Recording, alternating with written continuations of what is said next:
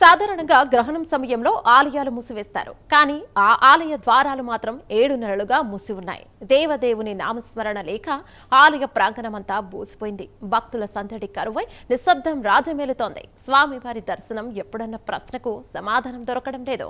కాశీబుగ్గ చిన్న తిరుపతిలో దేవదేవుణ్ణి కనులారా వీక్షించేందుకు భక్తులు ఎదురుచూస్తున్నారు.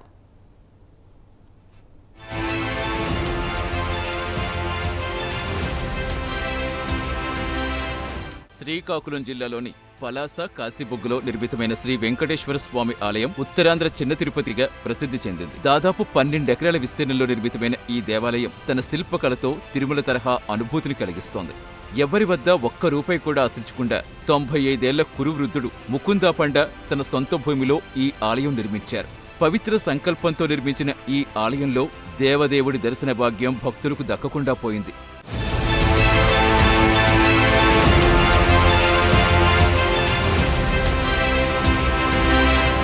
హిందూ ధర్మం ప్రకారం దేశంలో ఎక్కడైనా అనుకోని సంఘటనలు, అపచారాలు జరిగితే ఆగమ శాస్త్రాల ప్రకారం ఆలయాల్లో సంప్రోక్షణ చేస్తారు. శుద్ధి కార్యక్రమాలు నిర్వహించి తిరిగి భక్తులకు దర్శనం కల్పిస్తారు.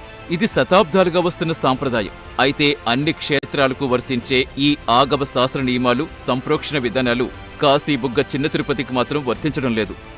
7 నెలలుగా ద్వారాలు మూసి ఉంచి భక్తుల ఆగ్రహానికి కార్యం పోస్తున్నారు ఆలయ నిర్వాహకులు.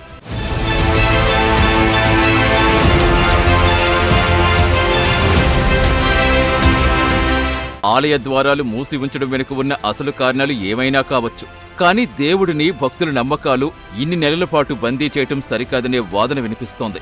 7 నెలలు గడిచినా ఆలయ ద్వారాలు ఇంకా తెరుచుకోకపోవడంపై భక్తులు ఆవేదన వ్యక్తం చేస్తున్నారు. పవిత్రమైన ఆలయాన్ని భక్తుల సెంటిమెంటును కాదని ఈ విధంగా నిర్లక్ష్యం చేయటం వెనుక ఉన్న మతలబేంటని ప్రశ్నిస్తున్నారు.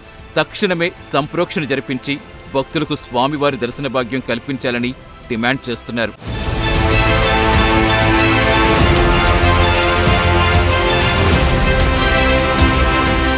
కాశీబుగ్గ చిన్న తిరుపతి ఆలయ ప్రాంగణంలో మళ్లీ గోవింద నామస్మరణ మారుమోగాలని భక్తులు ఆకాంక్షిస్తున్నారు. త్వరలోనే ఆలయ ద్వారాలు తెరుచుకోవాలని వెంకటేశ్వర స్వామిని వేడుకుంటున్నారు.